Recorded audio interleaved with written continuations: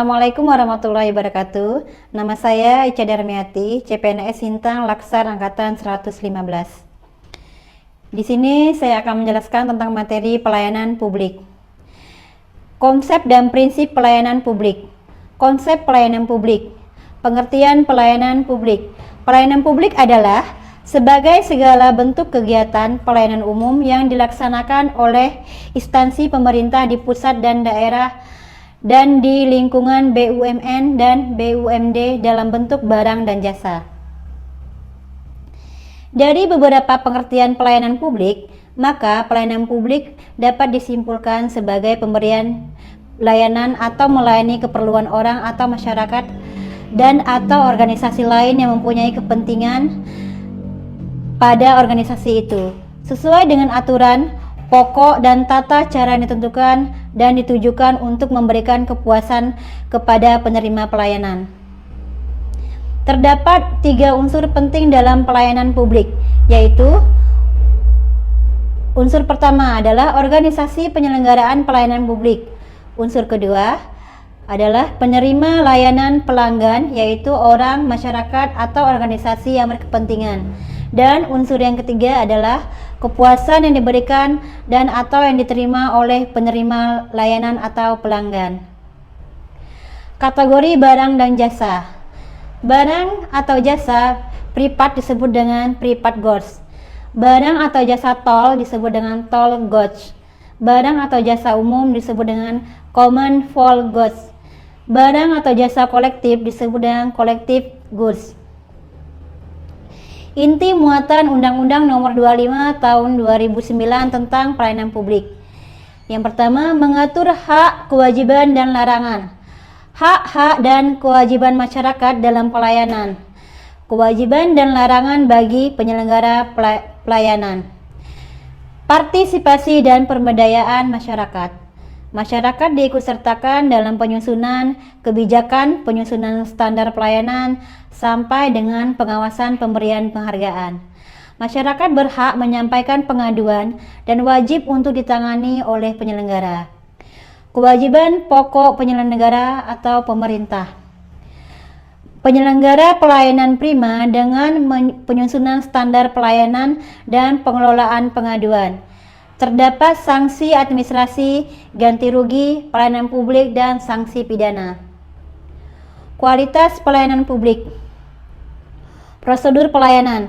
Prosedur pelayanan yang dibakukan bagi pemberi dan penerima pelayanan termasuk dengan pengaduan.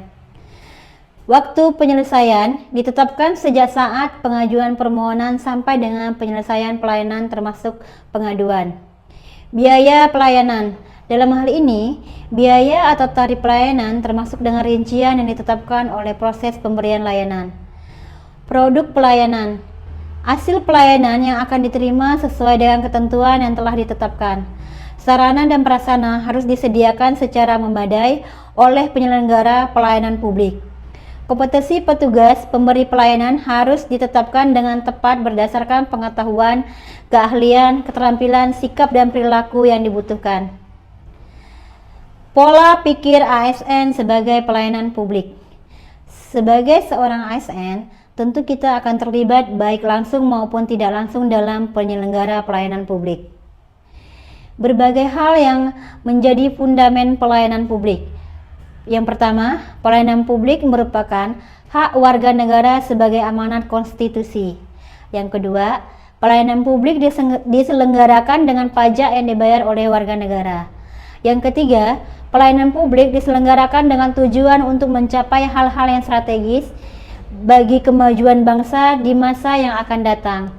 Pelayanan publik memiliki fungsi tidak hanya memenuhi kebutuhan dasar warga negara. Pelayanan publik memiliki fungsi tidak hanya memenuhi kebutuhan dasar warga negara.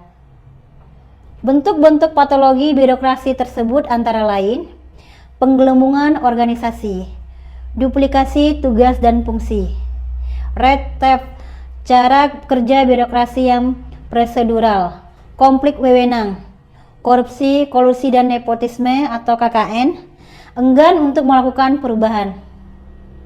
Macam-macam persoalan pelayanan publik, biayanya yang mahal, prosedurnya yang sulit dipenuhi dan harus melalui tahapan yang berbelit-belit, pemberi layanan tidak ramah, diskriminatif, tidak ada kepastian kualitas dan waktu penyelesaian layanan, tidak transparan, tidak responsif terhadap kebutuhan warga negara, ditandai dengan praktik KKN.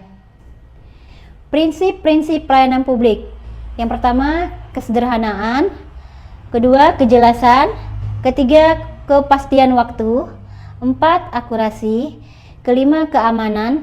6, tanggung jawab. 7, kelengkapan sarana dan prasarana. 8, kemudahan akses. 9, kedisiplinan, kesopanan, keramahan. Dan yang terakhir adalah kenyamanan. Tingkah laku ASN dalam pemberian pelayanan. Birokrasi harus memiliki kode etik untuk mengatur hal-hal apa saja yang secara etis boleh atau tidak boleh dilakukan. Menjadi prinsip melayani sebagai satu kebanggaan. Birokrasi harus memiliki SOP yang jelas dalam memberi pelayanan. Birokrasi harus memiliki etika profesionalisme sebagai seorang birokrat. Prinsip-prinsip pelayanan prima antara lain responsif terhadap pelanggan atau memahami pelanggan, membangun visi dan misi pelayanan, menetapkan standar layanan dan ukuran kinerja layanan, pemberian pelatihan dan pengembangan pegawai terkait bagaimana memberikan pelayanan yang baik, memberikan apresiasi kepada pegawai. Sikap pelayanan dapat digambarkan melalui 7P sebagai berikut.